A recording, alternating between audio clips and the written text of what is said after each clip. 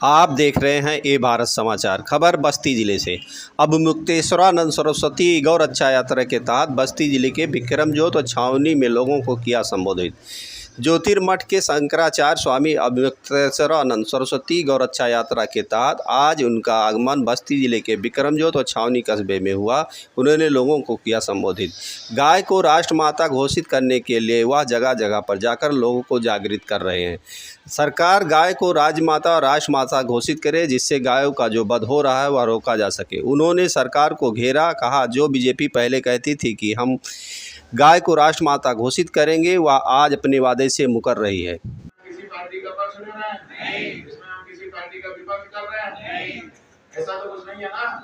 हम तो अपनी माता के सम्मान के लिए लड़ रहे हैं।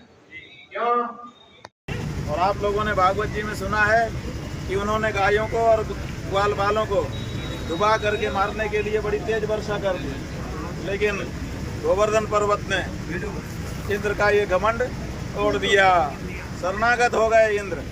तब से इंद्र जानते हैं कि जो गौ माता की बात करे उसके चरणों में हमको श्रद्धा समर्पित करनी चाहिए। और इसीलिए इस समय समझो फूल बरसा रहे हैं। महाराज जी योगी आदित्यनाथ जी कह रहे हैं माँ और बेटे के बीच में कोई शर्त लागू नहीं होती।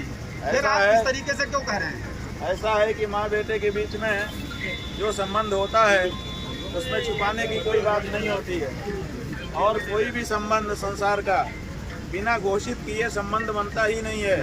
हम आपको लाख चाहें लेकिन घोषणा ना करें, संबंध बनेगा?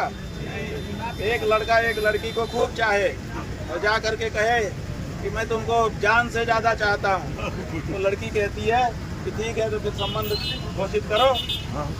बिना घोषित करे जी कोई संबंध होता है? नहीं। जितने भी संबंध संसार के हैं बिना घोषणा के नहीं होते हैं।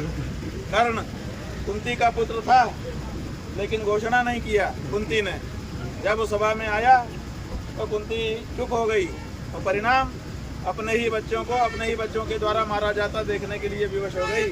इसलिए कभी भी संबंध अघोषित नहीं होते हैं, सारे संबंध घोषित ही होते हैं। इसलिए माँ बेटे का संबंध भी घोषणा की जरूरत रखता है। महाराज जी के द्वारा लगातार आरोप लगाया जा रहा है कि